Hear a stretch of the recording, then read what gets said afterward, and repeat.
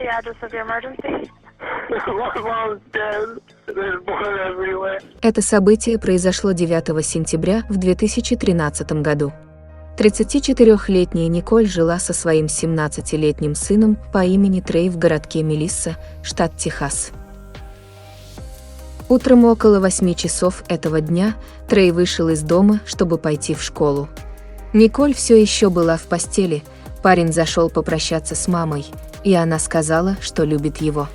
Тогда юноша не догадывался, что это был последний раз, когда он видел свою мать живой.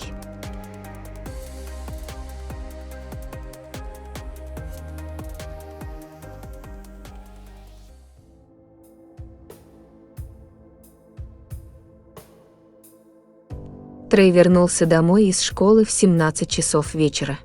Он зашел в дом и позвал Николь, но ответа не последовало. Тогда парень направился в ее спальню и обнаружил, что дверь была заперта, поэтому он заглянул под дверь и увидел ногу Николь, свисающую с кровати. Опасаясь, что что-то не так, Трей взломал дверь и вошел в спальню. Перед юношей стояла чудовищная картина. Он увидел Николь, лежащую на кровати, а в голове девушки виднелись 2 пулевых ранения. Трей незамедлительно вызвал полицию. Когда детектив прибыл на вызов, он увидел Николь на ее кровати с 2 пулевыми ранениями в голову, и девушка была обнажена ниже пояса. В доме не было никаких признаков взлома. Трей сказал, что он закрыл входную дверь на ключ, когда уходил тем утром, но когда парень вернулся со школы, дверь была уже открыта. Полиции не нужно было усердно искать подозреваемого в этом деле. Они знали, что Николь боялась за свою жизнь.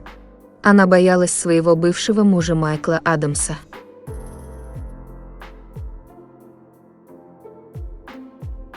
Николь была помолвлена с Майклом и жила с ним и своим сыном в городке Фриско, штат Техас.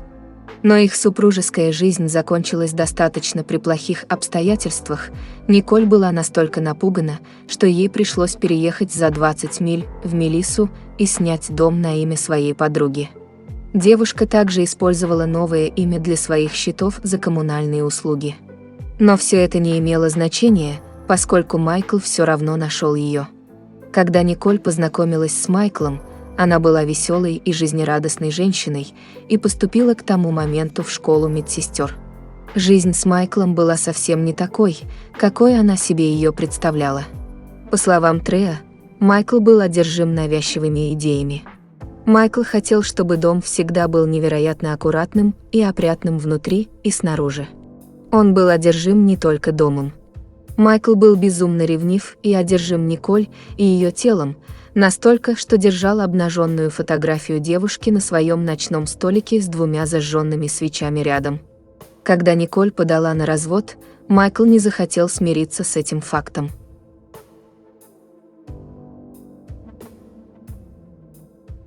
Проблемы начались 4 марта 2013 года. После того, как отношения пары закончились, Николь спросила Майкла, может ли она заехать и забрать свои вещи, на что мужчина согласился. Когда Николь заехала за вещами, бывший супруг попросил ее остаться на обед, и девушка согласилась. Позже Николь рассказала детективу, что именно в этот момент события приняли более зловещий характер.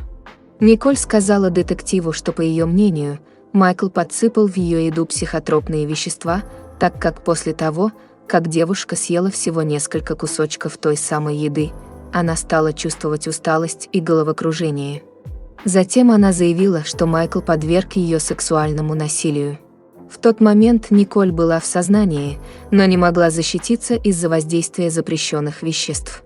Ее тело не позволяло ей сделать это. Затем Майкл сфотографировал обнаженную Николь после надругательства над ней и надел на нее наручники, а также связал веревкой и оставил в гараже на синем брезенте. Николь вспомнила, что несколько раз теряла сознание, но потом заявила, что Майкл ночью ослабил веревку. Девушке удалось освободиться, и она побежала к дому соседей, но прежде чем она успела до него добежать, Майкл схватил ее, отвел обратно в гараж и снова связал. В течение нескольких часов Николь пыталась убедить Майкла, что она все еще любит его, мужчина в это поверил и отпустил девушку. После этого события Николь сразу же поехала в полицейский участок и рассказала детективам о произошедшем. Майкл был арестован, но позже внес залог по этому делу. Именно после этого Николь решила переехать в Мелиссу. Девушка получила охранный ордер против Майкла, поскольку боялась, что бывший супруг найдет ее, и предчувствия девушки не подвели. 4 апреля 2013 года Николь сообщила полиции, что ее почта была украдена, а в почтовом ящике лежало письмо, написанное Майклом, на которое мужчина нанес свой парфюм.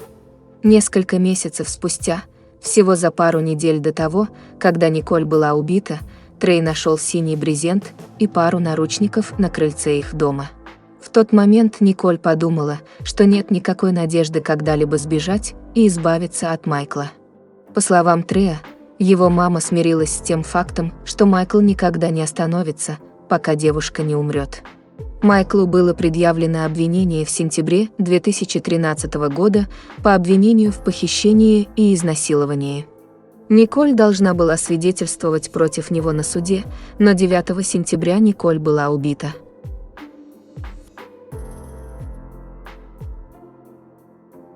В мае 2014 года штат Техас подал обвинительное заключение, в котором утверждалось, что Майкл убил Николь, и в обвинительном заключении говорилось, что он сделал это в качестве акта возмездия. Это означало, что его преступление каралось смертной казнью. Обвинение утверждало, что Майкл, который работал в компании по возврату транспортных средств, использовал устройство слежения, чтобы определить местонахождение нового дома Николь. Затем он позвонил ей и пригрозил убить, если она даст показания против него. Его рабочий компьютер показал, что мужчина искал маршрут к дому девушки в Мелиссе. На суде было предоставлено доказательство сравнения оружия из дома Майкла с пулями, которые были обнаружены в теле Николь. Майкл отрицал свою причастность и утверждал, что в тот день, когда Николь была застрелена, он отправился на прогулку, а после подстриг кусты у себя во дворе. Его команда юристов утверждала, что все расследование было скомпрометировано из-за участия Николь в этом деле вместе с детективом Скоттом Гриром. Скотт подал в отставку в сентябре 2013 года после смерти Николь. В июне у него были отношения с девушкой, как утверждали юристы Майкла, но бывший детектив утверждал, что всего лишь обменивался с девушкой электронными письмами откровенного сексуального содержания, но у них никогда не было физической близости. Присяжные поверили версии обвинения и вынесли обвинительный вердикт за убийство. Теперь Майклу придется провести остаток жизни в заключении без права досрочного освобождения. А что думаете вы? Оставляйте ваше мнение в комментариях. Спасибо за внимание и до скорого.